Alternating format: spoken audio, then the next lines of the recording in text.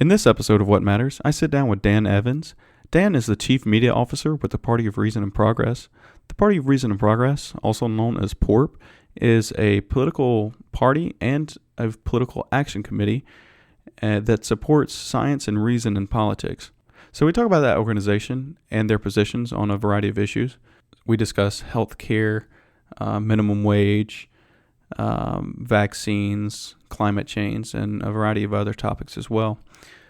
So I give him the opportunity to address some potential criticisms of the party, and we discuss some potential biases with the party, and I think it makes for a very interesting interview, so I hope you enjoy. Please remember to subscribe to What Matters on YouTube, like and follow on Facebook, and right now you can find us on most of the big podcasting platforms. We're on iTunes, Google Play, Spotify, Stitcher, and some others. All right, well, I hope you enjoy the 4th episode of What Matters. If you're enjoying these conversations, please consider donating to the podcast. You won't ever see any ads on the podcast because I won't be accepting any sponsorships from any companies. And the reason for that is I don't want you to ever think that I'm saying something or that I'm not saying something because a certain company is writing a check for me. I want you, the listener, to be completely confident that what you're hearing are the honest and true opinions of my guests and of myself. Now, many podcasts make the majority of their income through running ads, so this is a large potential source of income that I'm giving up. But I'm not in this to make money. I'm here to have interesting conversations with interesting people and to bring these conversations to you. But unfortunately, producing a podcast costs money, and I wouldn't exactly call the monthly fees for podcast hosting cheap. So I would greatly appreciate your support, whether it's a one-time donation of $20 or a monthly subscription of $3, whatever works best for you. If you're struggling in any way financially, please don't feel obligated to donate. However, if you can sacrifice the cost of a coffee per month, that would go a long way toward allowing me to continue this podcast. If this podcast continues, it will largely be due to donations from listeners like you. Thank you for listening, and thank you for your support of What Matters.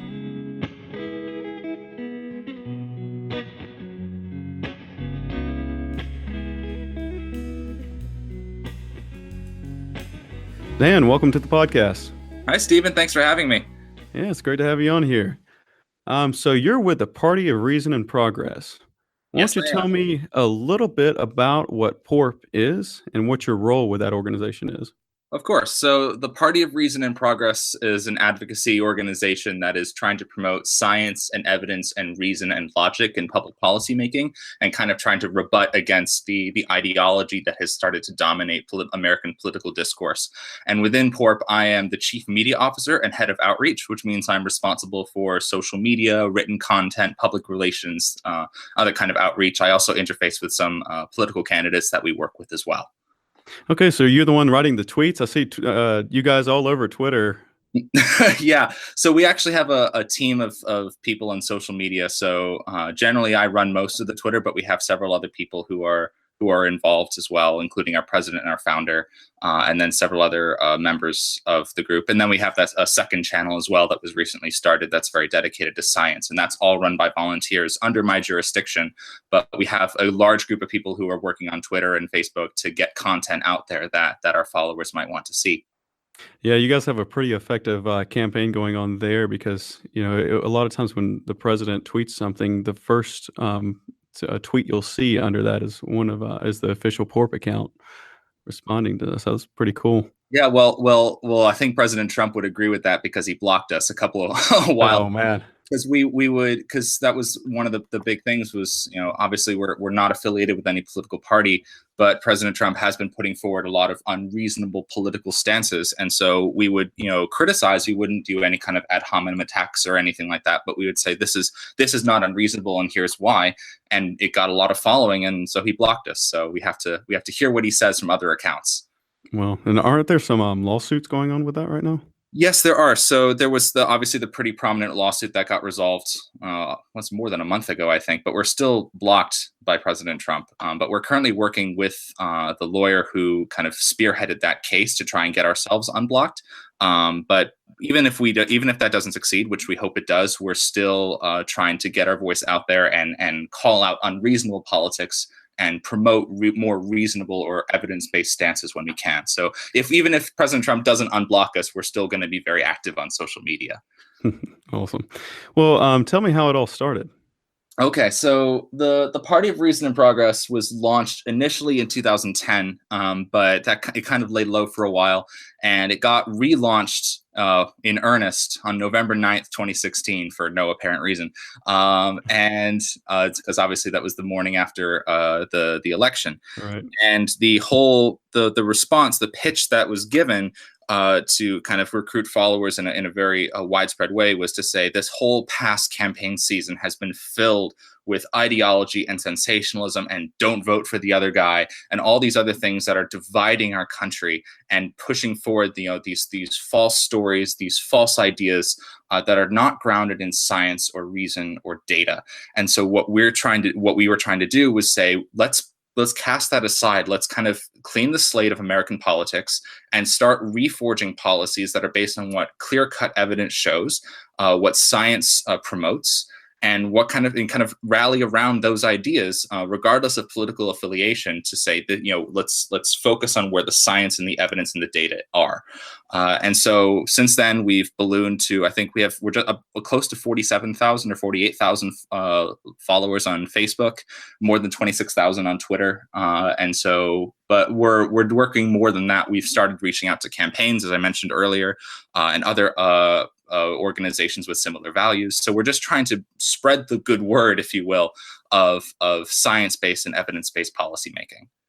Right. And you were actually founded by David McAfee, right?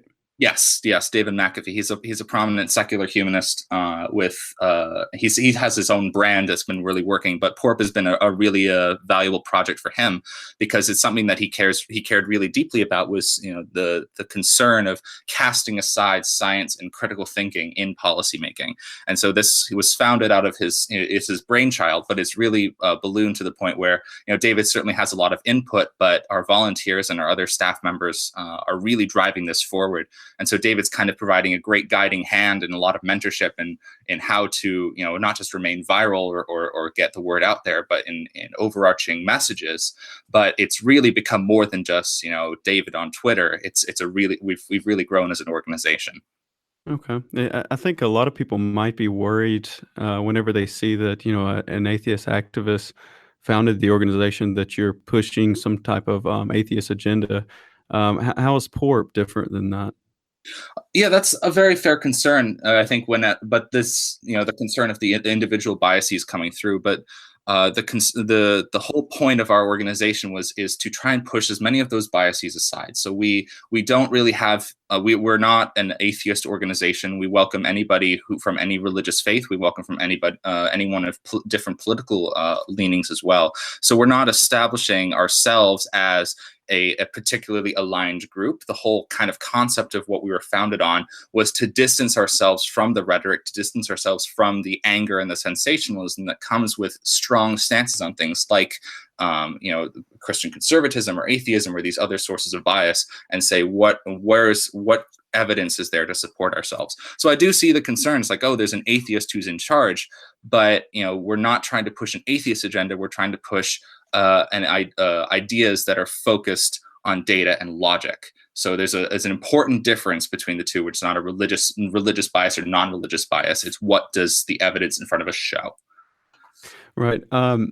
Now, you guys originally were founded in part as a kind of a response to the Tea Party on the right?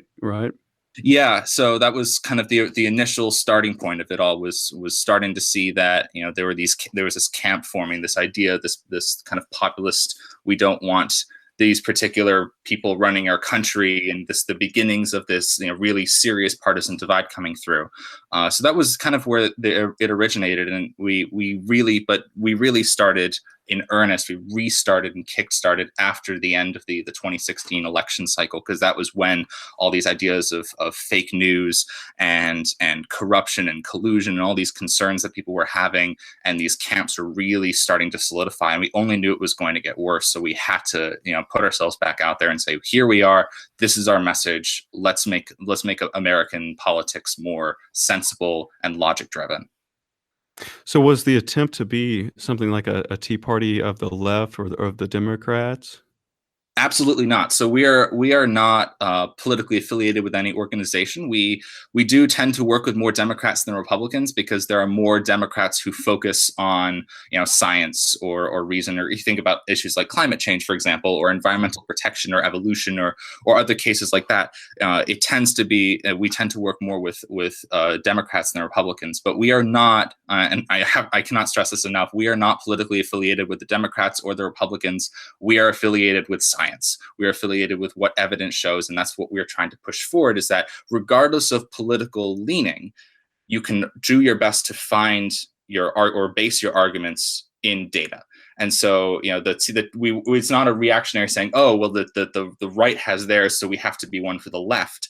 We do have a little bit of a liberal bias by self-admission, but we do our best to kind of rebuff against all biases that are kind of in the crosshairs with each other, and trying to push forward a grander message in political discourse. That's a really awesome goal you have there because, I mean, everyone will agree during that campaign in 2016 that both sides, the Republicans would say it about the Democrats, and the Democrats would say it about the Republicans. So neither side actually seemed to follow truth or reason, and didn't really seem to follow evidence. Exactly. And then moreover than that, you heard most of the political discourse was don't vote for the other person because they are X. A lot of this ad hominem attacking, a lot of this, obviously the concerns with fake news, and there were issues that were discussed. But the problem with the 2016 election cycle was that it was so based on character and ideas and sensationalism and things that were not based on what policies are going to affect Americans. How do we address those? How do we concern those? There were obviously discussions about that, but the greater discourse about that was, the character, who's corrupt, who's not. And we were just like, enough. We don't want this anymore. We want our politics to be, I don't want to say boring again, but we want our politics to be more sensible, more even keeled, and thoroughly grounded in data. Yeah. Yeah. Well, I think, you might want it to be, but I always had a professor in college that said, I want my politicians to be boring. We don't need them to be entertainers or just saying whatever they need to say to get media attention. Exactly. We want them to say, these are the problems that are affecting Americans. We are in touch with what Americans are feeling and concerned with. We're doing our best to get as much information as we can to make informed decisions that benefit all Americans. And that should be a message that should be embraced by the left, the right, the center. Anybody should be able to be on board. And that's something that we found through our work, is that we've, again, because we have worked predominantly with Democrats and people who lean left before, but we've started to make connections with people who are on more conservative leaning, who agree, even though they might ideologically have different personal beliefs or political beliefs than some of the other people we've worked with. They've really found common ground in this message of, let's look at reason, let's look at data and science, and try and forge our arguments based on fact and logic. And that's the kind of, I'm sorry to keep reiterating the same kind of buzzwords, if you will, but that really is the core of our movement, that it shouldn't be an idea of the left or the right. It should be an idea for all Americans to rally behind, to improve the standard of the rhetoric of American political discourse. Well, so you're focused on promoting scientists, or not just scientists, but just reasonable policy. But you guys are also promoting scientists, perhaps running for office. Yeah, so there are different facets to what we do. So we do collaborate with other organizations that have more specific focuses, but our general focus is, again, kind of the promoting the philosophy of using science and evidence. So we have supported candidates who have run either as scientists or as what we call science advocates, people who explicitly say, I care about what science has to say, I care about what the evidence has to say in their politics. We are also collaborating with other political advocacy organizations with different groups. I just gave an interview to a conservative environmental protection group. And you hear about, they're talking about climate change and environmental regulation, national park protection. And you don't really hear that a lot from a lot of, conservative groups, but they were out there. So we're trying to bridge connections with all these people who are having similar ideas and saying, hey, look at all the common ground we have. Let's work together to elevate this. bias. So yeah, we do promote scientists. We work with 314 Action, which is an electing scientists pack. But we're not just all about scientists. We're about the idea of data being the foundation of our politics. Yeah, I actually saw that interview you were just talking about. That just posted today, didn't it? Yes, yeah, we had it last week, and our visual content team just finalized it, so we put it up. Yeah, it looked like an interesting one. I didn't have a chance to watch it yet because we're just now doing the interview, but I got to go back and check it out. Of course. One reservation that a lot of people might have is that science or the field of science or academia is biased. It seems to be biased towards liberals. How do you guys deal with that what seems to be a liberal bias in academia and some of the social science especially? Yeah, that's another very fair question, because you do get these ideas, especially in the social sciences, that there are a lot of very liberal politicians, or a lot of very liberal scientists. However, the scientific method is not just designed to promote liberalism, if you will, and that's kind of the philosophy that is often thrown back in our face. So, in addition to kind of calling for the message of let's use the fundamentals of science, we also do a lot of work to try and promote the idea within science that science should hold itself really accountable, should make sure that the findings that are being made are really robust, to make sure that the quality of research that is being promoted is really good. So regardless of the bias, the method of checking and double checking and getting peer review and making sure that your data is well, or your experimental design is robust. For example, there was talking about liberal kind of a liberal bias. There was a Washington Post article that was released a few days ago. It was based on an article published in the Journal of American Medical Association about gun violence, or homicide rate or death rate from gun violence being associated with the caliber of bullets that were used. Mm. And we went and read the paper, and there were several fundamental flaws in their experimental design, and we called them out for it. So just because there is this opinion that science is a liberal bias, there are a lot of there is a very significant circle of conservative social scientists. And in certain fields of energy development, especially like in oil and natural gas engineering, there are a lot of conservatives there. But we do our best to call people out from all sides, because the message should be based on robust data, regardless of your own political bias. So why base or why this assumption that the scientific method is the best way of determining public policy? There is evidence out there that I've skimmed an article that basically claimed that the majority of research data that is produced is likely incorrect due to the different biases in there. So why and how do you connect evidence or the scientific method and the evidence, what seems like hard evidence from that, to making very complicated public policy decisions? Of course, and that's again another concern with science, is that especially within social sciences, there's what you're referring to is, I think it's called the reproducibility crisis, and that is something that science in general is really trying to address. But to answer your question directly, the scientific method, there's a wonderful quote by Churchill about democracy, that democracy is the worst form of government except for every other kind of government, and we hold the scientific method in a higher regard. But the core idea of the scientific method is to take your observations in, to process what you're saying, hypothesize what's going on, collect data, and check it. And so that process, without getting into too much detail about reproducibility, that process can be corrupted along the way. But if everybody who's involved in the scientific data collection and analysis process checks their own biases at the door, make sure that they're testing to make sure that these statistical methods are really robust, to make sure that the questions being asked are appropriate. If everybody along that path is really dedicated to making sure that the truth shines through, then you realize that a lot of the concerns that you might have wash away. And so you consider the alternatives of saying, oh, well, the Democrats like this, or oh, the Republicans like this, so we should oppose it. There's this kind of these inherent biases to say, because they're Republican or because they're Democrat, I'm just going to naturally want to oppose that, as opposed to listening and considering what they're saying and trying to process with the data behind it or the evidence behind it. So, science is definitely not perfect. There are concerns with reproducibility that are being addressed, and that's a whole nother issue I'm happy to delve into deeper. But considering how American political discourse is governed currently, science is one heck of a better Right. alternative than what's being produced. Yeah, I'm really passionate about science. I'm a political science major and a philosophy minor, but ever since middle school, high school, I've been reading about evolutionary biology and theoretical physics and stuff. So I really I get what you're getting at, and it's a really important thing. And I like to apply the scientific method wherever I can. But a problem I have is applying it to some of these basic assumptions, or these, I guess, axiomatic assumptions, like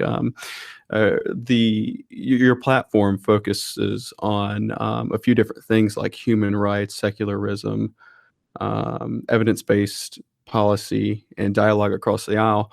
But things like human rights, how do we get there from or from the scientific method, or In something? terms of so just to ask back, just in terms of how do we establish what rights are human rights kind of thing, or Right, how, right. Well, how do we how do we establish? How do we establish this? It seems like politics is based on morality, and morality seems innately irrational a lot of times.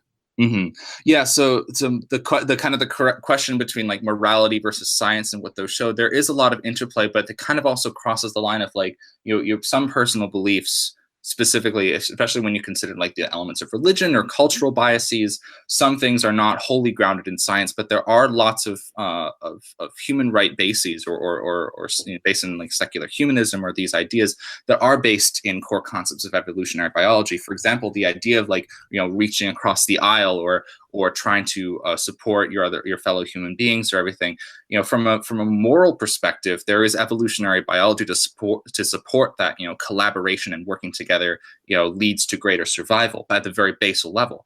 But just because we're saying we are a science and evidence based organization, the science that we are interested in is not just, oh, what does the biology say or what does the physics say. There's a separate level of using appropriate evidence that is strictly, I don't want to say strictly political, but very much more political. For example, you talk about immigration concerns, and so you can look at evidence about if you have certain immigrants coming in, or what are the projected costs, the economic costs, what are the economic benefits, what are the crime rates coming through. So the scientific method is not confined to the hard natural and physical sciences. You can use the same kind of appropriate, carefully considered, statistically robust approach to look at economic analyses, or other political aspects to inform your decision. So we don't have to bring every decision that we make back to a what does our DNA say, or what does anthropology say, but what is the data that is out there about, say, immigration, or healthcare reform, or these other difficult issues that are really, entwined in what we define as rights, or what we define as good policy. All right. Well, yeah, that's really interesting. How do you guys differentiate yourself from Democrats and Republicans? We've already touched on this a little bit, but they seem to have some um, philosophical basis, and then they have their assumptions. That the small government is what's best, and or whatever it is, whatever these or that government should have limited control over individuals, and then they use their data or their research to back up those things. So I've already touched on these a little bit, but what are the basic foundations of Party of Reason and Progress? In terms of how we define, if considering basic versus the Republicans versus Democrats, saying no, they have these certain ideas that are the foundations. So one thing that I think we try to do our best to differentiate ourselves from is to minimize the number of core basic assumptions upon which our philosophies are based. So Republicans, you said small government versus big government. If for us, instead of saying, oh, we think that this is the right way moving forward, say this is the we prefer big government, we prefer small government, will take more of a, I keep getting inductive and deductive mixed up in my head, but having the approach of like, well, let's talk about an issue that's being discussed. Let's talk about healthcare, for example. What has worked? What does work in other countries, and what is the context of what's working in there? Is that a big government or a small government problem? On the Republican side, if what are other issues that are facing, that are important to Republicans? Gun control, is deregulation or regulation is that a good idea? Has that been shown in other locations around in the country, or other policies that have happened in the past? Has that shown to be a good method? And so I think kind of this is a little bit contrary to some of the other political parties or political organizations out there, is that we don't try to say we believe that small government or we believe that big government is the best way to go forward. We try and take a lot of different things into context, where there might be certain elements where more regulation or more government intervention is better, where there might be some cases where small government is better. But understanding things in context and understanding where evidence for particular issues comes forward. So trying to minimize our individual, basic saying, oh, this is, small government, big government, these are our assumptions. We look at what data is out there and process and saying, based on what's out there, this is probably what is the best solution to the problem at hand. So we're kind of, filtering in data that we have and then forging our policies based on that. Okay. Well, tell me let's shift towards your platform. Tell me some of the official positions of the Party of Reason and Progress. Of course. So, kind of going back to the previous question about certain, big government versus small government ideas, we have established certain elements within of our platform that are based not just on, science. So, there's certain issues in science like vaccination, GMOs, et cetera, where there's clear-cut scientific evidence to show that this is the particular stance to have. But on more difficult issues, for example, we were featured in an interview with the Young Turks on our stance on the minimum wage, and we agree with the idea that the minimum wage should be increased. But in the way that it is done is much more important than whether the actual final dollar amount per se. And that came from looking at systematic reviews of what has and hasn't worked or peer-reviewed evidence to show that this, certain minimum wage policy raises have or have not happened. So, we focused on that, saying, raising the minimum wage is a good thing overall. It shows that there's a lot of benefit, but how you do it, if you try and jump too quickly, there can be a problem if you try and do too slowly. So having a good balance with that. Healthcare, we do support the concept of having a... Before we leave minimum wage, I want to talk about that a little bit. I think it's interesting. So did you guys, in your research, do you find that you could raise minimum wage and also not increase unemployment? Yeah. So what we found, so the kind of more detailed context of the study that we did, we went through there's hierarchies of different different scientific research out there. And so you have like primary research studies and what's called reviews, and then systematic reviews and meta-analyses, which are basically, long story short, taking lots of studies that are focused on an idea and compiling the work and making a much broader claim based on the findings of, say, 20 or 50 or 100 studies.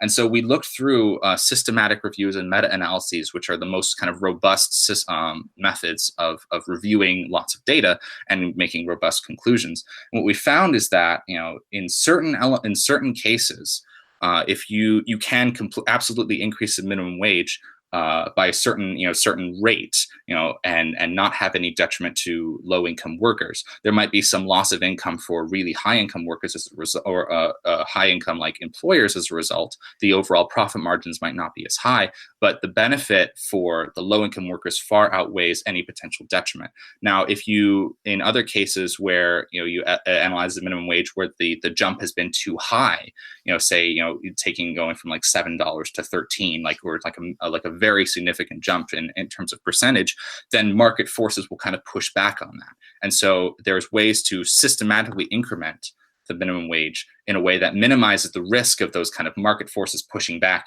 the detriment of having the loss of income or potential loss of income to an employer might kind of kick back onto those low income workers. So we came up with an idea of a policy of increasing the federal minimum wage by, I think it was $2 per year, and then making constant assessments to see whether or not the benefit is good or not, and seeing how long you need to stay at a particular point of minimum wage. So increase it, I think it's like $7.25, increase it to $9.25, and then assess. And then if low income workers are not too badly hurt by that, or benefiting, then increase it again, and then assess, increase again and assess.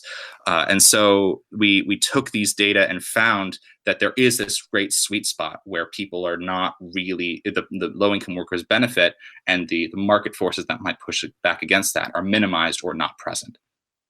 Okay, so you're basically advocating for a policy of incrementalism? Yes, basically, because that's what, aggregate evidence from, we did our best to find a robust scientific studies and reviews that were biased conservative, biased liberal. We did a lot of background research to see what the potential biases of our sources were from, and cumulatively, by looking at as much data as possible, that is the stance that we came up with. Awesome. Well, okay, you were going into healthcare. Yes, absolutely. Yeah, sorry, we wanted to dwell on that. I'm glad that you did, because it's important to talk about the methods in which you collect your data. Right. And the concept, for healthcare, Corp's official stance is, again, talking about liberal versus conservative bias. We do support the implementation of a single payer system, and the simple fact of that is, single payer, when implemented properly, and that's the important thing, when implemented properly, has been tremendously successful in other developed Western countries. So there's, I don't want to say there's no reason why we can't, but there's certainly additional elements that would have to, we'd have to consider, compared to, you talk about, Germany's system or the UK system, where when those were established, there were certain, there was context in the time when those were established, where it was easier to put forth a single payer plan. There'd have to be a lot of unwinding in order to get there, because you have to make considerations about, healthcare insurance, employment, and the size of the industry. But again, what we found is, by looking at data, there's a lot better coverage from the grand majority of Americans for their basic healthcare needs and their enhanced healthcare needs, when there's a single payer system on that place. And additionally, kind of talking more, we do try to drive as much of our policy based on evidence, but also the moral aspect of, we don't want to have a country where you have to, debate whether or not you're able to call an ambulance for somebody who's just collapsed with a potential heart attack. So there are moral implications for wanting to have a single payer system to make sure that things are covered. So the moral implications and the moral ideas informed what we kind of wanted, but we realized that what we wanted was supported by the robust evidence that it works elsewhere, and there are ways that we can actually navigate through this kind of mess that it would be, or the difficulties that it would be to get through, these barriers of potentially reorganizing our insurance system. There are ways to go through that to make sure that we have a good system that works for as many Americans as possible. You say that we have the data, or the data shows that we can make a single payer system work, and it should morally be implemented. But how do you guys face the constitutional principles? Say, let's say the founding fathers were likely not intending for the government to grow to the size that it is today. How do you deal with that dichotomy there? So in terms of the dichotomy of like what the constitutionality, like, because our country is based, or our government is based on what the rules and the laws that are written into the Constitution and the Bill of Rights, versus the current present situation, and seeing how to kind of resolve some of that. Right. It seems as though that putting forward a universal health care would be growing the size of the government, and perhaps we've already the government's already too large, or the taxes are too high as they are. Mm-hmm. Well, that's fair, and that's a fair consideration for any kind of policy. Is like, we do want to drive as much as we can based on evidence, but there are we do have, I don't want to call them constraints, but there are foundations upon which we have to base our policies, and that is what's based in the Constitution and the Bill of Rights and the amendments. And so, kind of the response to the concern about the founding fathers might not have wanted this. Well, first of all, the founding fathers probably didn't expect to face, or it didn't anticipate some of the problems or the things that we're facing. Back when the Constitution was founded, the germ theory of disease was not even theorized. People didn't understand. People were barely getting a grasp of certain elements of classical physics. There's been so much scientific advancement that was not visualized by the founding fathers through no fault of their own. But the country has constantly been adapting and constantly been trying to modify where we've been at. Relative to what the Constitution was put forth in the 1780s, that has always been a concern with the United States, and so kind of the argument that the founding fathers wouldn't have anticipated this, they wouldn't have anticipated a lot of other things, and so if there are certain ways for us to move forward that would be allowed within our constitutional rights, then we should absolutely embrace the kind of the forward thinking, the progress, if you will, the second P in our name, to embrace that. So does that kind of show like we completely respect what is put in the Constitution, but to say that they wouldn't have envisioned that. There's so many other things they wouldn't have envisioned, that to use that as an argument to stop is not as robust an argument as we would like. Right. Well, so far we've talked about things that that are pretty standard liberal views on things, but you guys, just to show that you are reaching across the aisle in some of your beliefs, you guys actually have a somewhat conservative view on nuclear power, right? Mm-hmm. Yeah. Actually, that's one thing that I actually didn't look up. That's my embarrassment. So yeah, I actually am not able to comment on the nuclear power, and I apologize about that. That's one thing I looked over. Based off of the research that I did, you guys basically concluded that it was a safe and effective use of or source of energy. Right. So that's I apologize. That was one thing that I did my best to review the platform and everything, but yeah, there's a lot out there. Yeah, so like there's so many scientific questions to be answered. But yeah, in terms of nuclear power, yes, there are these concerns about again, people are very concerned about a Chernobyl or Fukushima meltdown. There are lots of concerns about the ability to safely store and manage nuclear power, but you think about there is a wide range of the ability for nuclear power to supplant these serious concerns that we have about fossil fuel use. Again, if you consider from like a cost benefit analysis, there's a lot more benefit from trying to get away from fossil fuels as much as possible, because we know the severe degree of environmental damage that's being induced.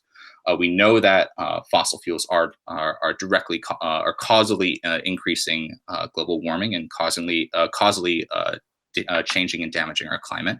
So trying our best to branch out to as many different ways, alternative energy sources as possible within the realms of safety and feasibility. We shouldn't try and cut out nuclear power because there have been concerns in the past. What we should do instead is put as much of our scientific research and data and understanding into making sure that those alternative energy sources are safe and reasonable. And so people who are kind of against nuclear power often use those arguments of, it's not safe.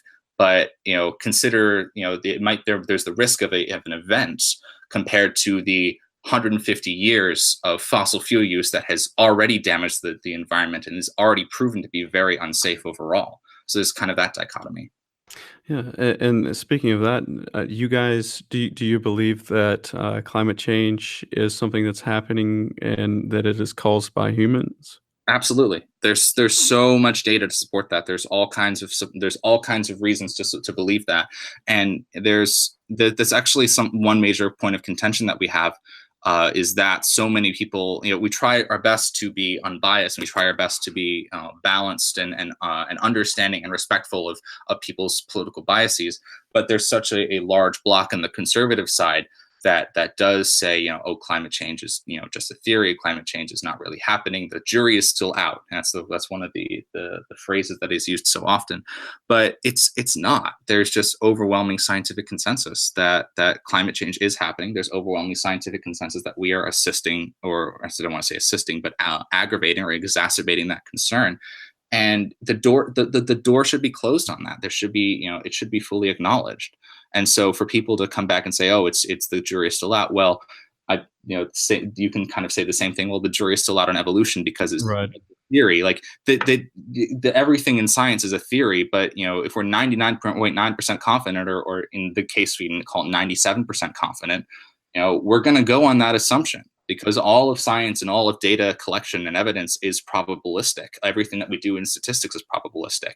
And there might be a small contingent that might disagree, or a small contingent that might say, oh, I'm not sure if it's exacerbated to that degree. But with such a high degree of confidence, we can't ignore that. We can't ignore that there's such a consensus based on, reasonable and well-constructed research. Right.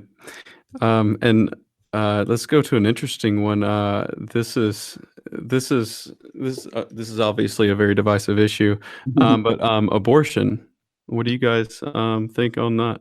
Oh, we just published a piece on abortion. We had one of our volunteers, who is a nurse practitioner, did an in-depth abortion piece, and this kind of comes back to the dichotomy between having the moralistic versus the evidence-based argument, or where do we come from? And a lot of cases against abortion are very based in, oh, you're killing a child in a way, or you're preventing a child from being born, and that's a horrible, terrible thing. And to a very certain extent, we certainly agree that no abortion is something that individually should really be celebrated. It's not a pleasant idea to have to end a fetal life. That's what it is. But if you look at from a very evidence-driven perspective, kind of on the extreme other end, not just the moralistic, but the evidence-driven side, is that when women have access to safe abortions, that is always a better option than what actually comes out, or when they don't. And so the kind of the evidence that went into that article, which is up on our website and we've posted on our social media, is that abortions will happen whether or not they are legal. And when they are not legal, they cause a lot more harm than good, compared to when they are available. And so when you have access to safer abortion, life expectancy is better, women's health is improved. There's certain economic considerations as well, both for the mother and the child, but also for the nations in general. And so the evidence supports, that having this, having access to safe and medically regulated abortion it's a very emotionally and moralistically messy thing, but we have to just go on the understanding that it does happen, because there's evidence to show that if you ban abortion, it still happens. And so it's much better on everyone's end to have a system in place to address something that is kind of messy and a kind of a sad topic, but you need to make sure that you're trying to benefit as many people as possible, and that stance is you need to have that access. And do you guys have an official stance on Roe v. Wade? Roe v. Wade's got a lot of criticism from both liberals and conservatives, from moral and legal arguments.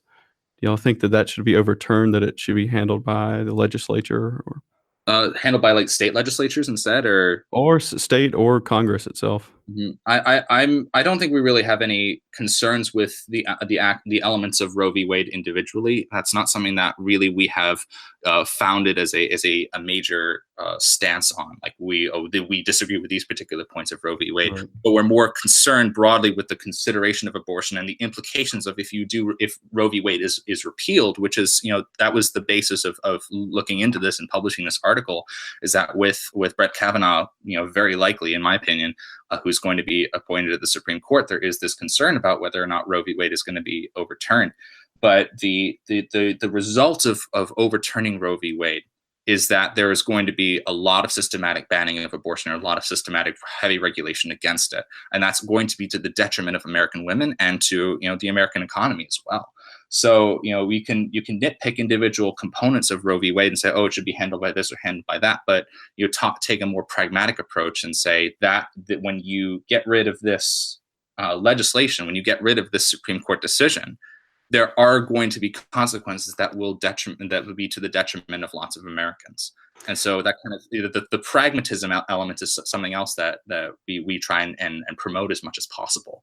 That yes, we have to, there's certain elements of constitutional law that need to be upheld and respected, but you also can't just ignore the pragmatic elements, and that you have to consider what the downstream effects of a particular decision are, even if the decision is particularly grounded in, oh, this is what this law says here. Right. Well, I guess I wonder if do you guys have a concern, as the party of science, when a few judges make or act almost as scientists and establish what seem like almost arbitrary, the trimester system, and that they're trying to make decisions like that maybe should be left to scientists. Mhm. That is a really interesting question, because so much of what of our American Republic is governed by the decisions of the decisions of a select few people, many of whom are not scientists, if not most of whom are not scientists.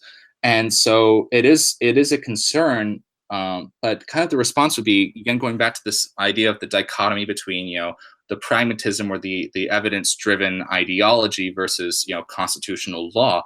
Our country is very strongly based in our constitutional rights, and the Constitution did establish our system of government, and so there are certain restrictions on that.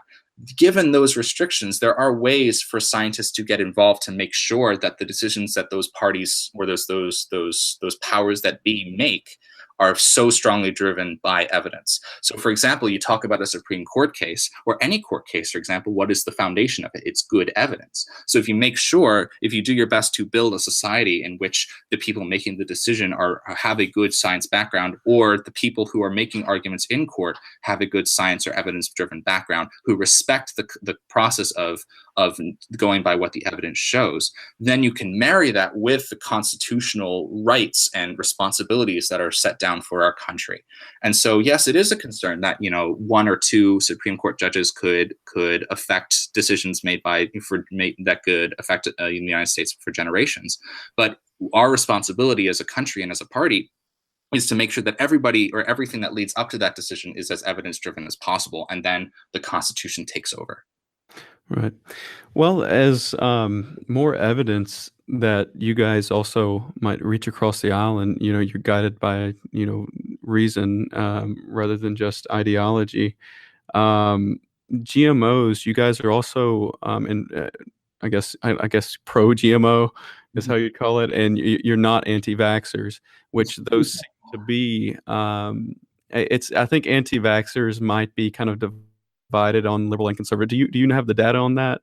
Yeah. So I don't actually know the numbers off the top of my head, but for anti-vaccination, there is a significant contingent on both sides, and it's kind of different than some of the other issues that we face, because a lot of other science-based problems, think about evolution, are very partisan.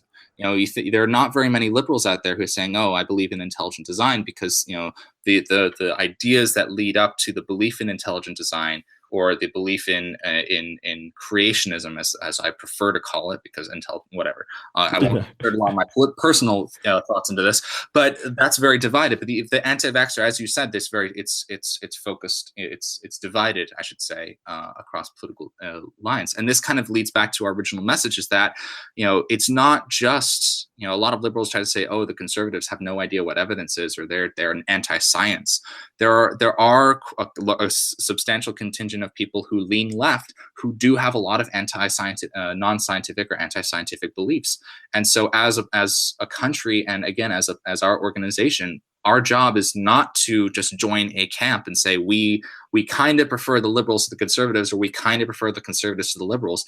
It's to call everybody out equally. If you have a belief that is not based in science, if you're trying to forge policies that are not based on evidence, we're going to call you out.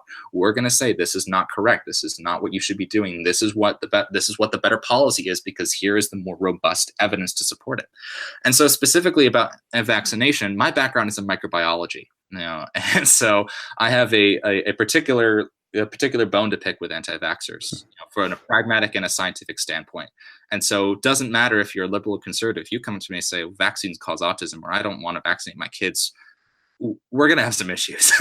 Yeah. Yeah. Well, tell people that there was a study that was published that apparently linked vaccines to autism. What's up with that? Oh Lord.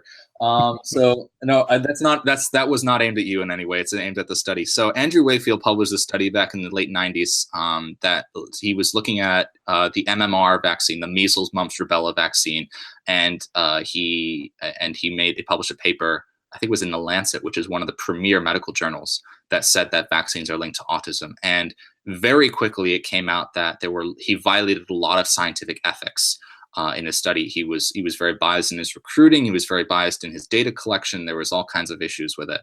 And as more and more evidence came out, the result was, he had violated so many ethics, not just from a medical standpoint, but from a scientific, like in research. We talked earlier about like making sure that scientists are accountable. He violated so many of those principles that he was put in prison. He had his medical license revoked. Right. It was a massive scandal, but the damage had already been done. There were so many people who believed that what he said was true because it went against the grain.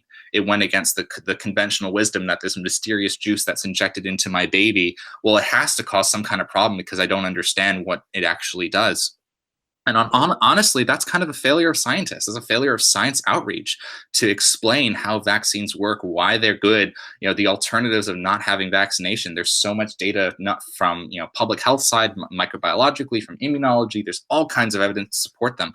But I do think the broader question it's not just the one study, but I think there is a failure of the scientific community to appropriately put forth the outreach and put forth the explanation in, as they say, layman's terms to make sure that there are enough people who are literate in the concept of what vaccination does, how it works, and why it's good. And so that's another element of what we're trying to do, is give a voice to scientists on a political stage, because if you don't have that, then whatever great stuff that you discover in the lab will not translate into effective, beneficial policies that will benefit the world. Yeah, and people die as a result. Mm-hmm. Yeah, that's the other elements, that there are directly people who are anti-vaxxer are directly responsible for people's deaths. Yeah. And you talk about the cost benefit. There's this wonderful saying. I want this T-shirt so badly. I keep seeing it on social media. It says, "Vaccines cause adults." It's so true, because it's wonderful. It's just that the best way to describe it so briefly is that, you hear the polio vaccine is another thing. The institute that I study at has a lot of links to polio research, and so there was a lot of concerns, like with when polio was eradicated essentially from the United States by vaccination, and then you hear these cases of worldwide. There's something like 22 polio vaccine injuries, which are caused by the outdated what's called live attenuated vaccine, which is a different mechanism than what is used and what has been used or is still being used in some parts of the world. And you have, you can talk about, these 22 poor kids throughout the world of 7 billion people who had this horrible injury. Meanwhile, you had something like 30,000 people dying from polio every year in the United States. I forget the numbers exactly, but it was the tens of thousands. And kids, you see that people are still in iron lungs. And you just talk about the dichotomy again between the tens and hundreds of thousands of people who had these diseases. You vaccinated against them, you prevented the disease, and now you have the luxury of talking about the couple dozen or the few that might have some kind of adverse injury because of some immunological concern or some weird thing that happened with the vaccine. So it's a luxury you have because vaccines worked so well. Right. And we're seeing, increase in measles outbreaks and stuff like that because But it's again the same idea, is that you're going against the science because something inside you wants to, and you are responsible for kids getting sick and kids dying, and that's there's so much science to support that stance. I don't want to sound too partisan or too emphatic about it, but that's the truth. You are responsible for that. Yeah. And I'm just going to hover on this a little bit longer because this is your expertise. So tell people why, people a lot of times will see that there's a very minute amount of mercury in a flu vaccination or something like that. Tell people why that's not an issue. No. So concentration and amount means much more than what's in there. You get more mercury. So first of all, backing up, the mercury that's in a vaccine is in the form, it's actually been discontinued in a lot of vaccines. It was in a preservative called thimerosal, and so the molecular structure of thimerosal was basically designed is basically such that the mercury can't get out and harm you. And even then, the thimerosal that is in vaccines, or was in vaccines until there was this concern about it, was so minute that if you ate a single pear, you would actually get more from more into your system uh, Wow. than in by vaccine. And even after that, scientists took it out, put in a different preservative that's not causing any problems. There were lots of concerns, lots of studies about it that showed that it wasn't causing any problems. Okay, this is a correction. Dan actually emailed me within a few minutes of finishing the interview to tell me that he actually got two fun facts about vaccines mixed up here. In the previous segment, he says that there is more mercury in a pear than in a vaccine. However, it's the case that there is more formaldehyde in a pear than in a vaccine. So he was thinking of that and wanted to make sure that you guys got the most accurate information as possible. So there you go. And that kind of leads to a bigger question of like when, or a bigger, emphatic, point behind what we stand for, is that when these concerns are raised, no matter how anti-scientific they are, they should be questioned. They should be addressed with robust evidence. The concern about vaccines causing autism, the concerns about questions about evolution versus creationism, these scientific issues, and scientists take those seriously, and they respond. They responded to the Andrew Wakefield paper with dozens, hundreds of papers that were repeatedly trying, wanting to show, is this a problem? Because we don't want to be poisoning millions of our kids with vaccines. And they have not been able to show that. So when you do raise these concerns, scientists take them, or should take them seriously, and they return with data that doesn't support your point, you should change your point. Right. Well, and pretty much all of these topics that we talked about, you guys have it's almost in the form of academic articles online that are heavily cited, very detailing your positions on this and why you believe it and where you get the data from. So I urge the listeners to check that out. And is there any big points, big official stances of the Party of Reason and Progress that I missed? I think the one thing that we'd like to share, if I may, with all your viewers, is that, or all your listeners, is that whenever somebody makes a claim, anyone political and has any political leaning, any political figure, anyone who says something that is a robust statement that probably requires some evidence, just stay a little bit skeptical and ask to see that evidence. There's no shame in asking that. And if everybody across the board asks for that little bit more evidence, that little bit more, can you support your claim with some data? Then American politics would be, substantially improved almost overnight. So that's kind of our broader stance, is like, if there's something that every single person can do, you don't just have to leave it up to the scientists. Just be a little bit healthily skeptical and ask for evidence. And if you see that something's not supported by evidence, that's then you should be concerned about that. But just having that additional step would be really helpful for all of us. Is there a fear that perhaps the majority of people don't know what to do with evidence? That perhaps they, you give them the raw data or whatever that evidence is, and they might come out with a wrong decision while looking at it, or they lack a basic understanding in statistics or something like that. And that is another major concern that we have, is that it's intimately linked with science and evidence-based policymaking is education. If somebody is presented with evidence and doesn't know how to process it, that's not their failure. That does not make them unintelligent or lesser. It's a failure of the system of education that is designed to more supposed to be designed to bring everybody up. And so, there are ways for you, if people find themselves presented with evidence and not sure how to process that, the best thing that they can do is go out and say, we need better education across the board, for adults, for children, across the board, to be able to process that, to connect with local congressmen, to connect with local legislators and say, there's so much swirling around this. I need somebody to be able to interpret this. We need more scientists to be politically involved, to get involved and not respond to not understanding or not engaging with data. Don't respond by rejecting it just because you don't understand it, but by respond by saying, it's a problem. I'm not okay with the fact that that I'm not interpreting this, or it's too much or too complicated. I need a system that will support me to make sure that I make the best decisions for myself, for my children, my family.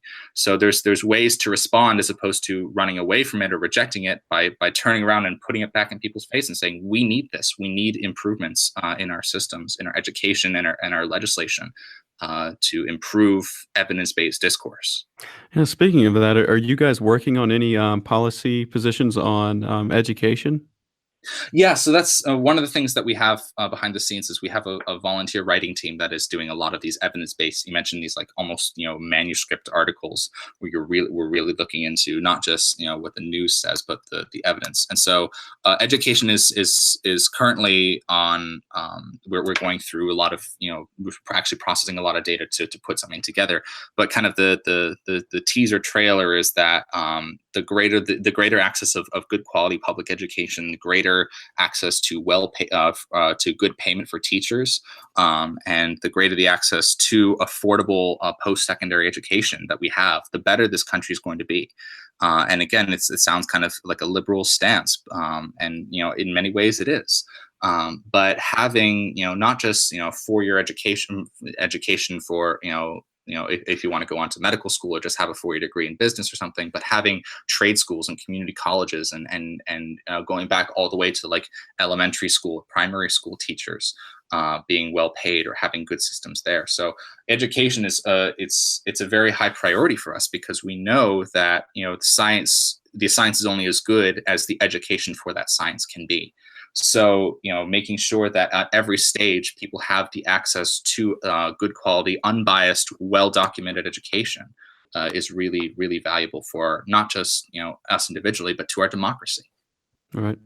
And you said it's like a liberal stance, and I think the issue with a lot of people is it's a lack of communication from certain parties. If you're framing it in a certain way, then conservatives will understand what you're saying. If you lay out the cost benefit analysis and say that we'll have a better economy if we educate our kids, and we can only get a better education system if we pay our teachers more, or tax them more for the schools. And same with climate change. Our economy is going to go in the toilet if we have to deal with climate change and the amount of refugees that come out of that and all of that issues. It's all a framing issue, in my opinion. Exactly. And that's one of the reasons why we're trying to find as much common ground with people who are of all political backgrounds, because even though we are very strongly critical of President Trump, and we are very strongly critical of a lot of incumbent Republicans, we don't want to alienate people on the right from the idea of promoting science and evidence and reason, because as you said, it is a framing issue. There's a lot of common ground to be found. And if you frame it as, yes, there will be this additional investment, but there will be this a massive economic benefit, kind of connecting people with values. You don't need to say, oh, science, we do believe science is the answer, but you don't have to say we believe in science in order to push the idea of evidence-based policy forward. There are ways to find common ground with people of all kinds of different backgrounds and say, this is what you care about. A lot of people on the left, especially like the Democratic Socialist circle, are saying things like, I'm tired of this country not working for me. I'm tired of fighting for something that I deserve and not earning it, and kind of moving with that, saying, yes, you deserve better. Let's help you deserve better. And on the conservative side, talking about there's going to be economic benefits if we rally around this cause, and kind of bringing people together under this banner of evidence and reasonable thought that they can use no matter their political bias. Well said. Well, I'm good. I hate to do this, but I try to stay away from day-to-day politics on here because they just change too much, and I like to focus on big ideas. But is there anything? What do you guys really agree with Trump on? Is there anything that's Trump done that's good in your eyes or in the party's eyes? Yeah, so I think one of the biggest things that, and again, this is something that I think a lot of Democrats can support as well, is that when President Trump on the campaign trail was really supportive of improved infrastructure spending and trying to benefit, trying to say like we have infrastructure failing across the country.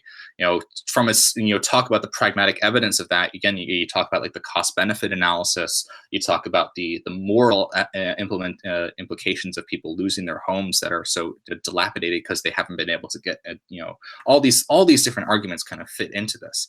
And so that was something that we really rallied around for his element. And there have been occasional things that additional things that we have really supported. But the kind of our major concern with President Trump is not on a case by case problematic basis, is that issues basis, I should say. It's based on the fact that he has repeatedly shown that because he backtracks on his words so much, and because he has told so many untruths and so many lies when he's been in office and even before, that we kind of really subscribe to the idea that the most important or most valuable asset that a scientist or an academic has is their word, their reputation, that they are putting forth what they say publicly is robust, is well supported, is well documented.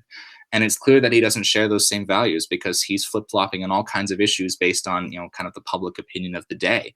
And that's our chief concern with him, is that he is altogether in his policy stances very unreasonable, that he's willing to flip-flop, that he's not telling truth, he's not being honest, he's trying to alienate people, he's trying to do ad hominem attacks, he's doing all these things that just fly in the face of logic and reason and evidence-driven policy. And so we don't inherently oppose him because he is President Trump, but we oppose many elements of his character.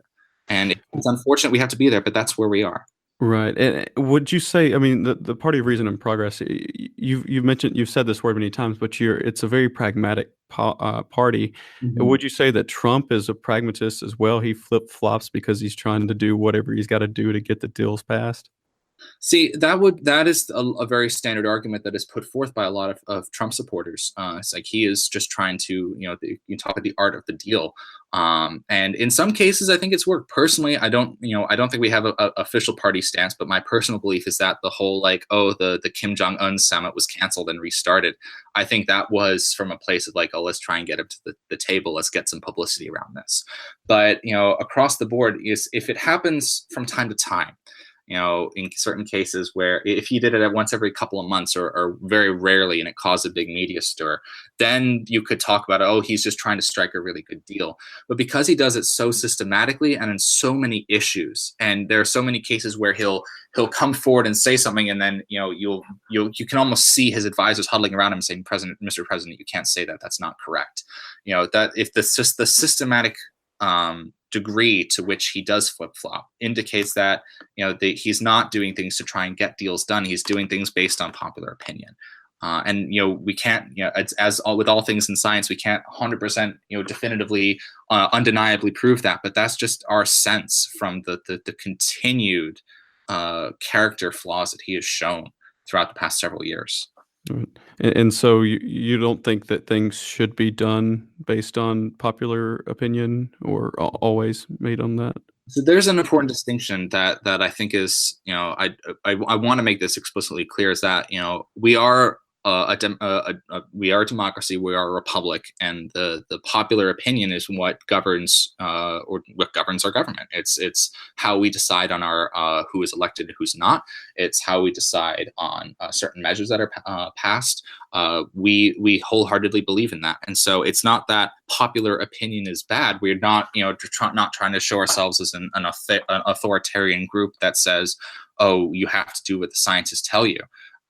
But one thing that we do want to do is make sure that the populace that does make these decisions is properly informed, has really good backgrounds in education, has really good understanding of civics, of how our government works, and has a trust that our political leaders are trying to work for their best interests. And there's been many elements from concerns with our education, the quality of our education, to concerns about corruption in our government, and now the partisan divides that are really rupturing that. So to frame us as we don't like popular opinion is I think is an unfair and under nuanced stance. I think our concern is that if popular opinion is not appropriately informed by what the evidence is, then it's a concern. But the idea of popular opinion is the foundation of our society, and we should embrace that and welcome that. But we should make sure that that is operated and exercised in an appropriate way. Well said. All right, Dan. Well, what do you think is the single most important topic that we should be discussing today? Oh, that's a good question. In political discussions, or Anything. oh, that's a good one. I'm gonna have to think about that. Um, my my gut response is If you need to think, I can edit out the lag time. no worries. I think this is kind of sad to say, but the most important thing that we as a country should be talking about is the caliber of our political leadership, and that you think about everything that happens in our country is funneled through politics, and so we concerned about partisan divides and people not coming together and everything. But at the end of the day, some of that is always rooted the quality of our education, our science, our infrastructure, our economy. All these issues are based in our political operations and the integrity of the system that exists on Capitol Hill and in every other capital, the state capital throughout the country, and every other county seat. And so, what I think, if we had to choose one issue to talk about, we would phrase it as, we are really concerned about the caliber and the quality of the government's decisions that are being made. And we are concerned about it because there appear to be a lot of things that are being decided on that are not based on evidence, that are based on, what donor support has, the influence of donor support, or the influence of popular opinion, as we were just talking about, that is not forged in sensibility and not forged in reason and data. And so, kind of, if there was one, linchpin, it would be, we need to improve the quality of all of our systems of government, to make sure that they are all operating based on data and evidence, and not based on what will get them elected year to year, or what might keep them financially solvent. I think that is the one thing that we really need to be concerned about, and that takes form in the case of we talk about the concerns about Trump and Russia. That's a quality of government issue. We talk about the as Steve Bannon once said, the deconstruction of the administrative state. The deregulations from the EPA, concerns of the Department of Education. All of those are based on the idea of how good is our government, and where are their decisions coming from? Are they coming from a place of evidence and reason, or are they coming from other places that are, I don't want to say corrupt, but are more illogical, or not based in the public interest? Well, Dan, tell people how we can find out more about the Party of Reason and Progress. Of course. So you can find us. We're on Facebook and Twitter. So we have, our logo is because we're PORP. Our logo is a porpoise. Looks kind of like a dolphin. We're quite proud of that little pun. So on Facebook, you can find us at the Party of Reason and Progress, and look for that logo. On Twitter, we have two accounts. Our official account is at the official PORP, and we have a second account that's called PORP Science, or at Join PORP Today. And so that account is much more focused on talk about science news, or evidence-based news as well. So those are some of our things. We have our website is thepartyofreasonandprogress.org, or what's easier is porpparty.org. So you can look and it goes to the same link. So you can check us out on our website. You can check us out on Facebook and Twitter. We're constantly looking for messages. We have a social media team and an outreach team that is always looking to interface with anybody. And we've had ideas and initiatives put forth by people who are on social media saying, hey, this might be something cool that you could pursue. So we're always willing to interface directly with people who want to engage with us. And we really take pride in that. We really take pride in taking input and engaging with people. So don't be afraid to not just follow us, but shoot us a message, to tag us and stuff. We'd love to see the content that you'd like to share with us. And you also have groups. I don't know if these are still very active, but groups in each state focused on state policies. Yeah, so we do have small active groups that are involved in different states as well. So that has been, they've been kind of independent. I don't want to say, they've been operating with less of a personal drive as opposed to kind of rallying local areas as well. So if you're in a particular area, there are certain pork-based regions, but a lot of our current content distribution is coming from a very centralized place. So if you follow our main accounts and follow some of the other groups that we have, and some of the people that we correspond with as well regularly, we have a very good working relationship with a science writer in the UK named Ben Janaway, who is involved in some of our writing. He's a popular science writer for us as well. So, getting involved in the network of people that we have surrounding us as well, and other groups with like-minded abilities is a great way to get involved in this political discussion that's based on science and evidence. Okay, well, what's coming next for PORP? I know you're not running any candidates yet, but what do you see? Where do you see the organization in the next 5-10 years?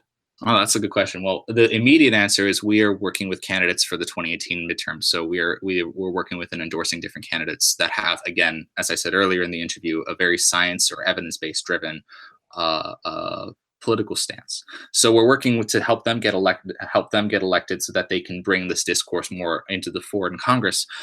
We haven't ruled out the idea that we'd have our own political candidates, and we have had certain members of our organization run for local offices. But in the next 5 to 10 years, if we keep growing and we keep succeeding, and we keep getting donations, which, by the way, we're a completely donation funded organization, so donate to us today. We would like to put forth political candidates. I'm sure that would be under the PORP tag, maybe the parentheses P. So we'll have to see how we're taking it until the 2018 midterms for now. But we're really looking to expand. So you could see in 5 to 10 years, perhaps you could see somebody who is not an independent but a member of PORP who's trying to fight for these values on the Hill. But that remains to be seen. We have a lot to do until then. Yeah.